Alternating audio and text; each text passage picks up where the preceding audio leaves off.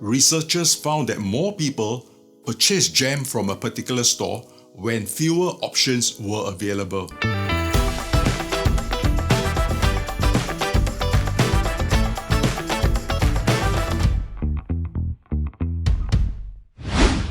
Hey everyone, my name is Alex Chua from Home of the Elites, and in today's video, I will be sharing with you mistake number 5 in this 10-part video series about the 10 biggest mistakes home sellers make and how you can avoid them.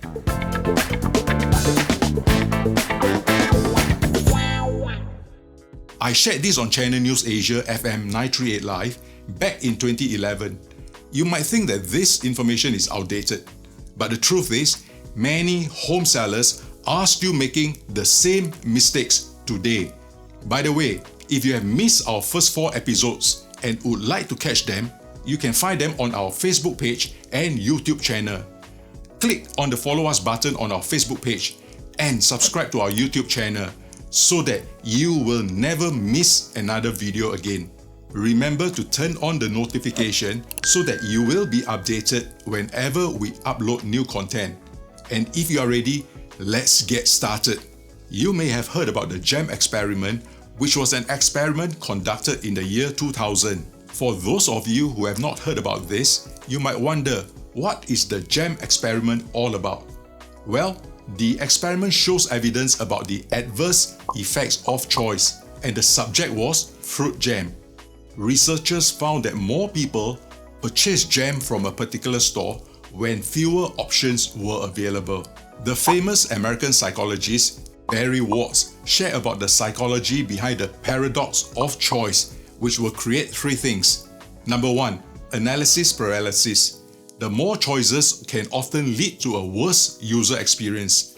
Number 2, buyer's remorse. That the more choices you have, the worse you will feel after you buy the product. Why? Because your standards have been raised, and now all you can think about is how much better the other option might have been. And number 3, ego depletion, which is a real thing. Willpower is a finite resource. The more decisions we must make in a day, the faster we drain that resource. And this brings us to mistake number 5, choosing the real estate salesperson, or RES in short, with the most listing.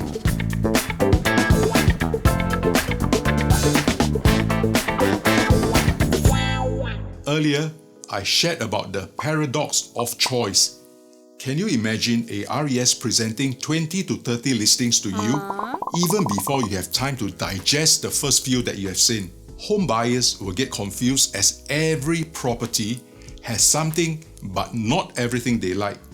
Even their must-have and good-to-have requirements are all jumbled up.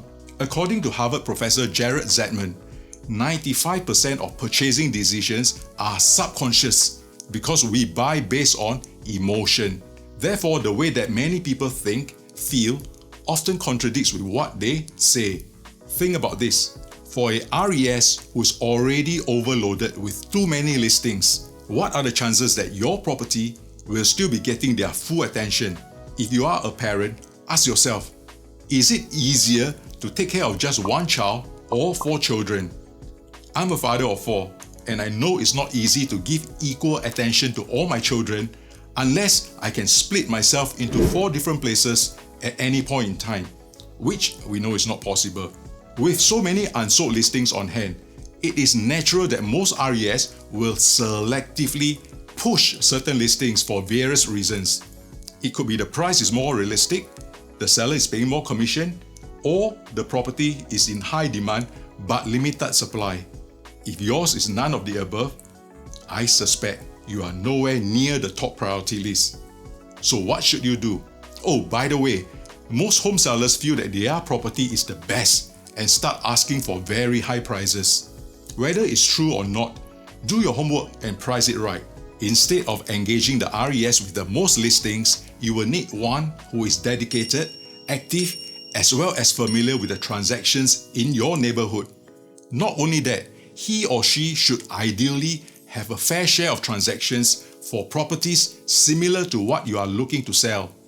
A RES with 100 rental transactions every year but has not done a single sale is not going to be of much help to home sellers, especially if theirs is a luxury real estate or a landed property. I have emphasized this many times because this is very important. Secondly, there is no cookie-cutter approach to selling properties. All properties are unique in some way. Identify your selling points as well as your challenges that you might face. Discuss with your RES.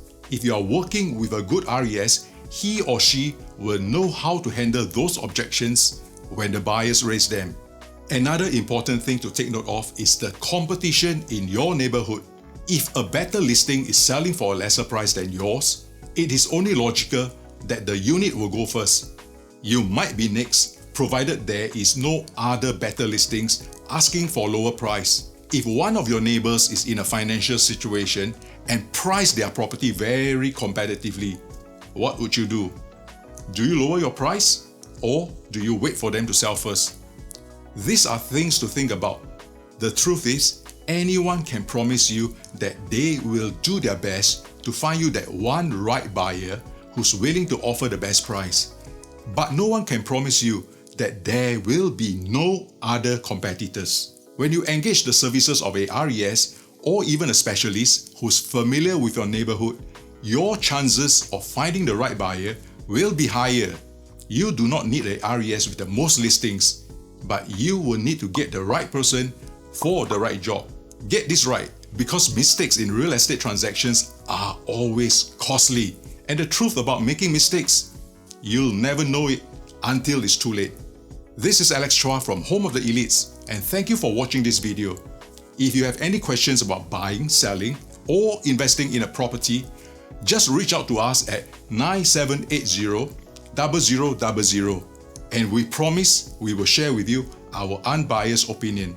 Meanwhile, stay tuned and look out for our next video for mistake number 6. Remember to join us on our Facebook page and YouTube channel.